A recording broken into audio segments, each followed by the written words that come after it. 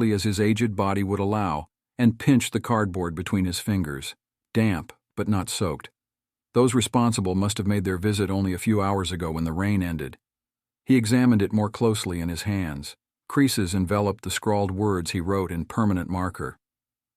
"Please stop littering and keep Summerhill beautiful."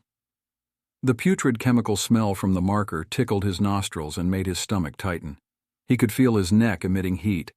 He turned abruptly and began walking towards his home. Part of the 84-year-old brick veneer porch glowed from the light streaming from sidelights beside the door. The squeaking of his rubber-soled boots on the dewy grass mixed with the faint sounds of chirping birds that were beginning to wake. And then he stopped. A blotch of something white behind the hedges that lined the porch's perimeter caught his eyes. He crept closer towards it. It looked bulky. His heart began to pound. Was it truly and animal this time? He glanced at the door. There was no way he could get to his Ruger hunting rifle without passing it. He had to find out what it was. Before moving in closer, he did a quick survey of everything around him. He found a rock the size of a silver dollar and hurled it in the direction of the foliage. The rock landed a few centimeters beside it, close enough to scare anything lurking between their branches. Nothing. Not a stir. He proceeded again, making longer strides. He was a foot away, and then, for Christ's sake! He parted enough of the greenery to see a large white garbage bag with 2 filled-in circles and an arc drawn onto it. A smiley face. In a rage, he tore into the bag, covering his hands in an invisible, slimy substance. The aroma of feces and old food struck his face like a fist. Someone had deliberately placed the bag there to taunt him. It was one thing to destroy his sign. In fact, for 6 months straight, they've obliterated every one he put out. He started when he noticed an increase in the amount of debris collecting near his home, in the beloved small town he made his home since his birth. Their purpose was to capture the attention of all those who drove by. But the littering continued. Ron realized his idyllic town was not home to the humane and good-natured people he always believed were neighbors. No. Whoever had the audacity, the very gumption to step onto his property could cause him, a 70-year-old helpless man, harm. They deserved to die, and he knew just the men to call to get it done.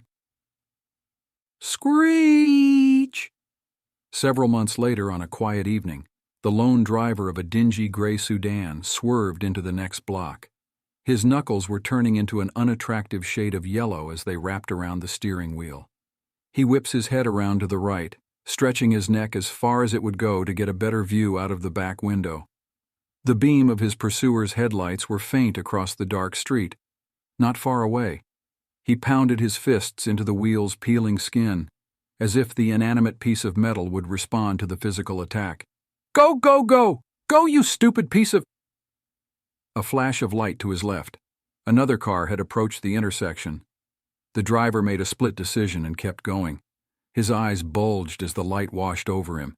He caught the sight of the car in his periphery and heard the sound of tires skidding. The other driver slammed on his brakes.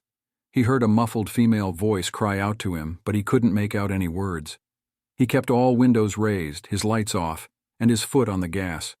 The old houses whirled past him, their exteriors blended together in a maddening blur. The street came to an end. He could either turn left or right. He jerked the car to the left. He passed a number of streets and made a sharp turn once again to the left onto Sycamore Grove Lane. He peered over his shoulders once more. Only darkness. It was another neighborhood of older, refined homes. Quiet and still. He drove a little further, then began to slow down. He parked the car on the side of the street near a crude sign made of cardboard with the words, "Please stop littering and keep Summerhill beautiful," written across it. He turned the car off and waited. He listened.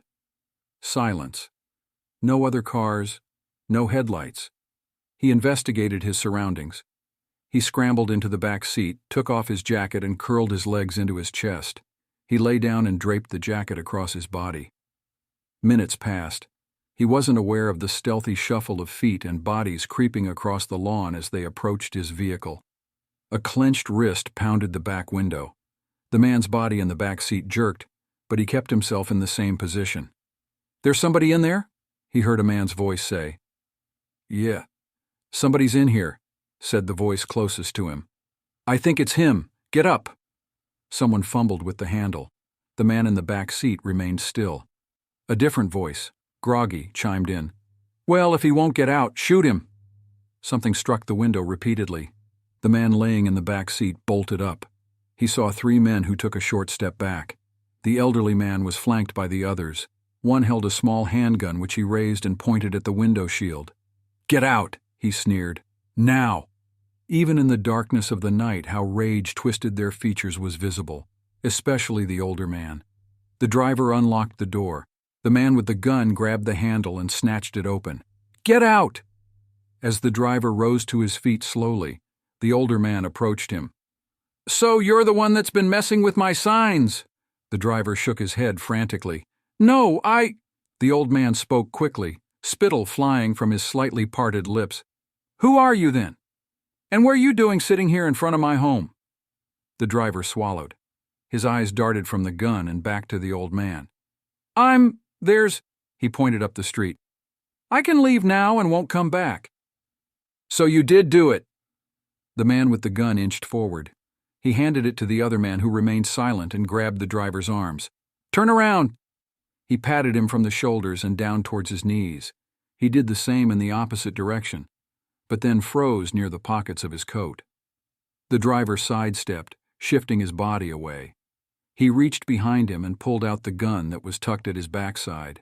A small object lunged from his coat and glistened as it met the asphalt. Before he was able to lift it, the other gun went off. The bullet pierced the driver between the eyes. His body had jerked back into the open car door. He slumped over it and went down, down, like a scarecrow falling from its post. The man lowered his gun and motioned to the old man. What should we do with him now, Peepaw? The old man grimaced. I'm calling the police. This man was parked outside my house armed. He turned his head, spat, and saw the tiny object laying next to the driver's body. Frowning again, he knelt down, picked it up and muttered, all self-defense. He looked at the other men and pocketed the object. Neighborhood watch, then headed back towards his home.